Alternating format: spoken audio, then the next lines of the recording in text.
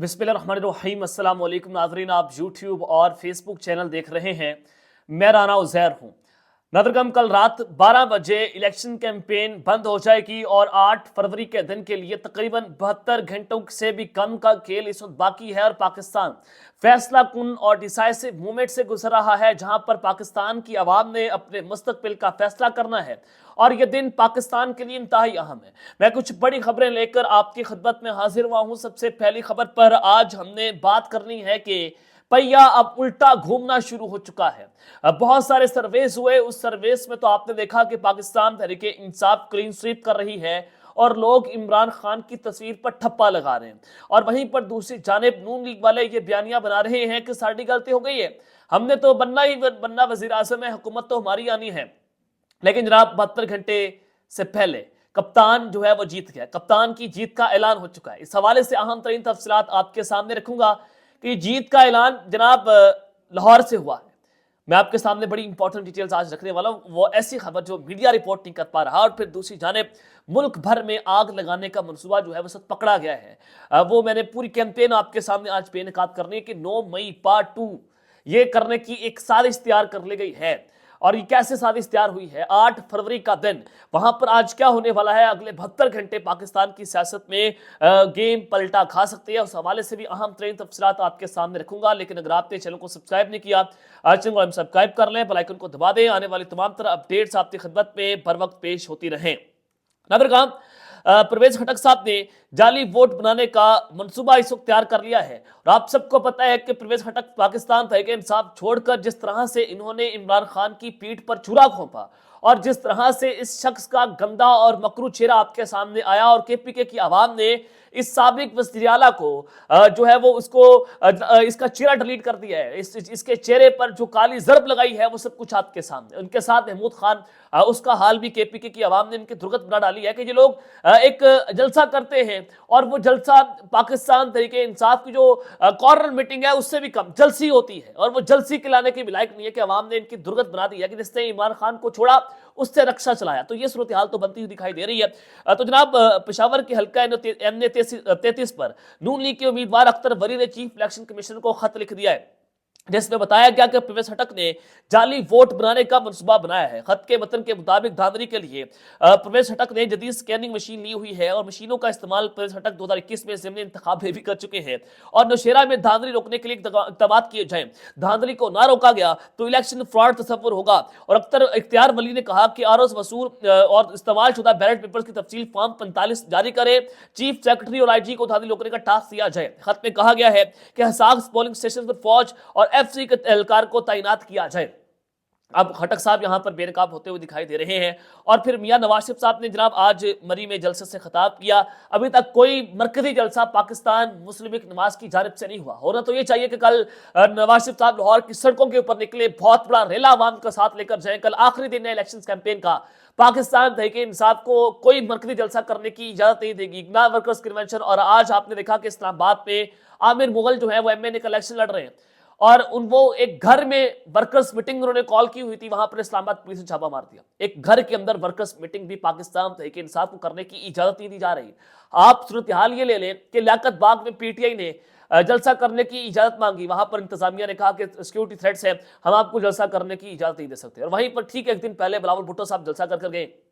तो इससे आपको एक चीज बड़ी वाज़ेह नजर आती है कि पाकिस्तान तहरीक इंसाफ बगैर किसी जलसे के, बगैर किसी जो है वो वर्कर्स कन्वेंशन के, बगैर किसी जुलूस रैलियों के वो जनाब इलेक्शंस के अंदर जा रहे हैं, और फिर भी PTI जो है भारी है और भारी अक्सर से इसको जीतती हुई दिखाई दे रही है। तो नवाज शरीफ साहब ने आज मरी में जलसे से खिताब किया। उन्होंने कहा कि मुझे निकाल दिया और उसको लाए जिसने कहा कि 1 करोड़ नौकरियां दूंगा, और ये वाकई तौर पर हुआ। खान साहब के दौर में जिस तरह से फैसलाबाद की टेक्सटाइल मिलें चली कि लोगों के पास मजदूर नहीं थे, मिलें इस कदर चलना शुरू हो गई थी कि मजदूर लोग ढूंढ रहे थे कहीं ना कहीं से मजदूर आ जाए, और नौकरियां बेतहाशा खान साहब के दौर में प्रोड्यूस हुई। और उन्होंने कहा कि वो कट्टे मुर्गियां और अंडे कहा गया कि 50 लाख घर देंगे, किसी को मिला तो बताएं।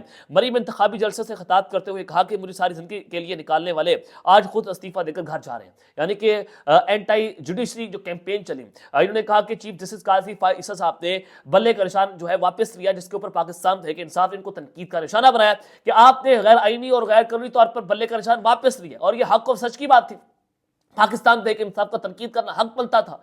और इसको खुद सुप्रीम कोर्ट के जजेस जो है इसका दिफा नहीं कर पा रहे। जस्टिस अतर मिनल्ला ने लंदन में तकरीर की और कहा कि मैं अदलिया के फैसलों का दिफा नहीं कर सकता, जो कालक अदलिया ने अपने मुंह पर मल ली है हम उसको डिफेंड नहीं कर सकते। खुद एक चीफ जस्टिस के जज जो है वो ये बात कर रहे हैं, तो कैसे जो है वो हम आपको ऊपर तनकीद ना करें। और आपने ये किया कि एफआईए ने सहाफियों को नोटिस जारी कर दिए कि तुमने काजी हो गई है, आपने काजी की शान में गुस्ताखी की है और आपको नोटिस होने चाहिए।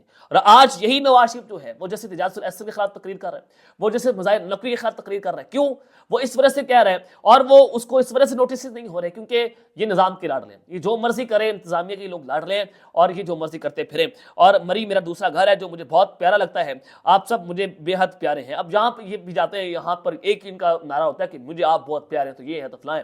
अगर आपको हम इतने प्यारे थे जनाब, आप आते हमारे लिए कुछ ना कुछ करते।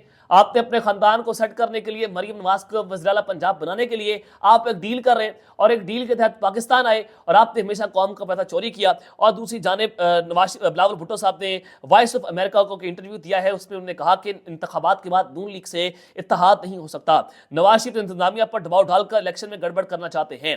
9 मई वाला वाकया संसद के दायरा कार से बाहर था। तो अब ये तो चीज़ बड़ी वाज़ेह कि पीपल्स पार्टी नून लीग के साथ इत्तेहाद करने को तैयार नहीं है और वो ये बात कर रही है कि हम इंतखाबात के बाद एंटी एस्टैब्लिशमेंट लाइन ले सकते हैं। अब ये सारी सूरत हाल तो जनाब आपके सामने है और अब पहिया उल्टा घूमना शुरू हो चुका है। अगले 72 घंटे फिर 8 फरवरी का दिन, ये बड़ा अहम दिन है कि इमरान खान साहब जो है वो सब कुछ दांव पर लगाकर 8 फरवरी के दिन का नाम ले रहे हैं और उनको ये उम्मीद है कि वोटर जो है वो बड़ी तादाद के अंदर घरों से निकलेगा। पाकिस्तान तहरीक इंसाफ का जो खौफजदा वोटर है वो 8 फरवरी को खौफ के बुत तोड़ेगा और वो इस वक्त वोट कास्ट करने के लिए बेताब है। इमरान खान साहब बड़े पुरइत्मीनान हैं और वो जेल में इस कदर इत्मीनान है, इनको इतना वो कंफर्टेबल है कि जनाब 8 फरवरी का दिन जो है वो उनके लिए बड़ा अहम होगा। और आपके हाथ में एक चाबी है, आपके हाथ में चाबी अडयाला जेल की चाबी है कि आपने वोट कास्ट करना है और उस चाबी से अडयाला जेल का ताला खोलना है और इमरान खान साहब को आज़ाद करवाना है। अपने आज़ाद कैसे करवाना है? क्या आपने ज्यादा से ज्यादा घरों से बाहर निकलना है, वोट कास्ट करने हैं पुरअमन तरीके से। आप जिस मर्जी पार्टी को वोट कास्ट करें, मुझे इससे कोई गर्ज नहीं है, लेकिन बात यह है कि पुरअमन तरीके से हमने वोट कास्ट करना है, हमने जनाब निजाम बदलना है, हमने सोच बदलनी है। और इसमें 4 करोड़ वोटर जो पहली बार वोट कास्ट करेगा वो रजिस्टर्ड हुआ है। 4 करोड़ वोटर डिसाइसिव होगा और फिर 6 करोड़ वोटर जो है वो नौजवान वोटर है जिसने पाकिस्तान की किस्मत का फैसला करना है। टोटल 12 करोड़ वोटर है और अगर 60 से 70% वोटर टर्नआउट बन गया तो ये इतनी बड़ी परेशानी खड़ी कर देगा, इतनी बड़ी मुसीबत डाल देगा निजाम को कि ये धांधली करने वाले भी सोचेंगे कि हो क्या गया। तो आपने ज्यादा से ज्यादा वोट कास्ट कर रहे हैं। तो जनाब ये मुबारक हो, खान साहब जो है 72 घंटे पहले जीत गए हैं। ये मुबारक किसने दी है, कैसे खान साहब जो है वो जीत के, मैं आपके सामने सर्वेस रख देता हूँ। जनाब लाहौर में ख्वाजा साद रफीक साहब का हल्का है, वहां पर सर्वे हुआ है और गेम वहां से भी हाथ से निकल चुकी है, वहां पर भी सूरत हाल बड़ी गड़बड़ है और नून लीग वो हल्का जीतती हुई दिखाई नहीं दे रही। चलिए आप उसको भी छोड़ दें।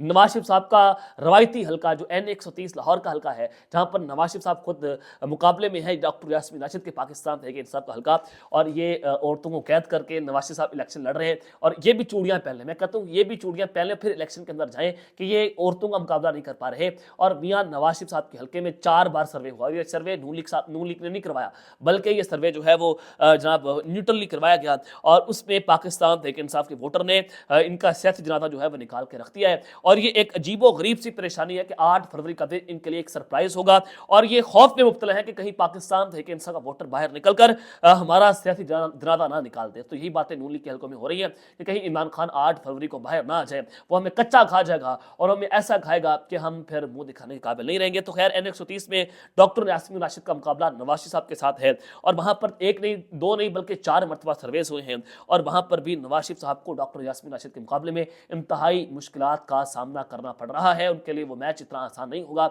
हालांकि उनके पास शेर का निशान है और PTI के पास बल्ले का निशान नहीं है। उनको आज़ाद हैसियत से इलेक्शन लड़ने दिया जा रहा है, फिर भी डॉक्टर यास्मीन राशिद ने इनकी जईती फेर के रख दी है और नवाज शरीफ साहब अपनी खुद की सीट जो है वो जीतते हुए दिखाई नहीं दे रहे। और यहीं पर डॉक्टर जो हबीब अकरम साहब है उन्होंने भी सर्वेस किए, वो बता रहे हैं कि पंजाब में नून लीग की जो पोजीशन है वो इस कदर पतली है कि वो अपनी 2018 की जीतती हुई सीटें भी हारते हुए दिखाई दे रहे हैं, वो उनको भी बचा नहीं पा रहे।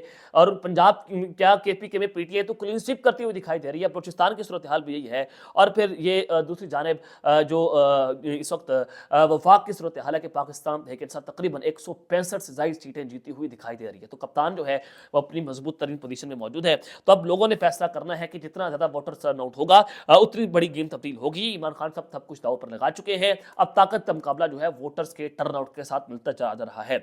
अब ये इस सारे सूरत हाल में अगर खान साहब जीत के तो नून लीग का काउंटर प्लान क्या होगा? अब नून लीग उसके फौरी बाद एंटी एस्टैब्लिशमेंट बयानियां बनाना शुरू कर देगी। आप सबको पता है कि नून लीग जो है जिसको वो लाते हैं उसी पीठ के ऊपर छुरा खोपते हैं। ये इनकी रवायत रही है और ये जो अच्छा वक्त होता है ये जनाब जूतियां मारते हैं, जब इनका बुरा वक्त आता है तो उसी के जो है पांव चाटते हैं। ये नून लीग वालों के हवाले से जनाब ये मशहूर भी है। तो खबर ये है कि जनाब ये 9 मई पार्ट 2 करने की साजिश तैयार कर रहे हैं। मैंने आपको पहले भी बताया था कि हसन अयूब साहब भी ये बात कर रहे थे कि इमरान खान का प्लान सी ये है। अब ये शख्स जो है वो नून लीग के इंतहाई करीबी है और इसका भाई जो है वो नून लीग के टिकट पर एमपी का इलेक्शन लड़ रहा है। हसन अयूब जो है वो टोटली नून लीग का एक इत्तेहादी, आप इसको उसका उम्मीदवार कहें तो इत्तेहादी नहीं, ये टाउट है। अब वो ये बात कर रहा है कि इमरान खान का जो प्लान सी है वो 8 फरवरी के दिन जो है वो 9 मई करने जा रहे हैं। इमरान वसीम जो टाउट सहाफी है वो भी यही बात कर रहे हैं। इसके अलावा जितने भी टाउट सहाफी वो यही बयानियां बनाने की कोशिश कर रहे हैं कि 8 फरवरी के दिन 9 मई होगा। और फयाजुल हसन चौहान जो पाकिस्तान तहरीक इंसाफ छोड़ के इनका गंदा चिरा आपके सामने आया। अब अवाम ने इनकी हालत इतनी पतली कर दी कि ये इलेक्शन से दस्तबरदार हो गए, ये इलेक्शन लड़ने के काबिल नहीं रहे। और अब ये भी यही बयानियां बना रहे हैं कि 9 मई जो है वो होने जा रहा है। आज इन्होंने जनाब एक जो दी न्यूज का एक आर्टिकल शेयर किया जो कि 9 जनवरी 2021 को जो है 24 को 9 जनवरी 2024 को जो है वो वहां पर शाया हुआ था। मुर्तदा अली शाह जो है उन्होंने ये स्टोरी दी थी कि पाकिस्तान तहरीक इंसाफ ने एक मीडिया लॉबिंग जो है वो हायर कर लिया है, अमेरिका के अंदर फर्म हायर की है और इनके साथ 3 माह का कॉन्ट्रैक्ट किया है। और वो कॉन्ट्रैक्ट है कि जनाब इलेक्शंस को ऑब्जर्व किया जाए, जो धांधली है उसके खिलाफ पूरा बयानिया बनाया जाए। और उसमें जी न्यूज के उस आर्टिकल में यह भी लिखा गया कि पाकिस्तान तहरीक इंसाफ की जब हुकूमत जो है वो गिराई गई थी तो एक उनके सब्सिडी ने पाकिस्तान तहरीक इंसाफ के उन्होंने एक लॉबिंग फर्म हायर की थी जिसका नाम फेंटन एयरलुक था, जो मीडिया कैंपेन चलाने वाले थे और पाकिस्तान तहरीक इंसाफ के जो रिप्रेजेंटेटिव थे उनके लिए मीडिया के अंदर या जो इंटरनेशनल आउटलेट्स थे वहां पर इंटरव्यूज करवाने थे और पूरी कैंपेन चलानी थी एंटी पाकिस्तान, एंटी स्टेट और एंटी आर्मी। ये इस पे जनाब जो है वो इस आर्टिकल में लिखा हुआ है। और इसमें यह भी लिखा गया कि जो पब्लिक रिलेशन सर्विसेज हैं उसको बढ़ाने के लिए और ये कॉन्टैक्ट्स अमेरिका के अंदर बढ़ाने थे ताकि पाकिस्तान तहरीक इंसाफ और इमरान खान साहब को ज्यादा से ज्यादा उनके नैरेटिव को हाईलाइट किया जा सके। ये पाकिस्तान तहरीक इंसाफ ने एक जो है फर्म हायर कर लिया। तो इसके ऊपर फैजुल चौहान साहब ने ये ट्वीट किया है कि ये है अमेरिकी गुलामी से आजादी की जंग। अमेरिकन सीआईए के साबिक डायरेक्टर की लॉबिंग फर्म किराए पर लेकर अमेरिका के हुक्मरानों और अवाम को बताया गया। यानी कि इमरान खान ने सीआईए के जो डायरेक्टर है साबिक उनको साथ मिलाकर एक लॉबिंग फर्म हायर की, उनकी लॉबिंग फर्म को किराए पर लिया और उन्होंने कहा कि अमेरिकी मफादात का मुहाफिज और अमेरिका का दोस्त है इमरान खान। अमेरिका को जफियां और पाकिस्तान में हम कोई गुलाम है, अकल को समझ रखने वालों के लिए बहुत सी निशानियां हैं। अब आप यहां से अंदाजा लगा सकते हैं कि ये लोग तो पहले बयानियां बना रहे थे कि इमरान खान ने अमेरिका के साथ ताल्लुकात को खराब कर लिया है, तो लिहाजा इमरान खान साहब को इसी की बिना के ऊपर साइफर केस में सजा होगी। अब दूसरी जानिब इनका झूठ ये है कि फैजुल चौहान साहब बात कर रहे हैं कि इमरान खान साहब ने तो अमेरिका के साथ जफ्फियां डालना शुरू कर दी। अब आपका इनका बयानिया कहीं पर धब्बड़ दूसरा था वो दिखाई दे रहा है। इनका बयानिया ज़्यादा देर तक चलने वाला नहीं है। अब तक करते ही अपना ख्याल रखिएगा और इस ख्याल पाकिस्तान जिंदाबाद।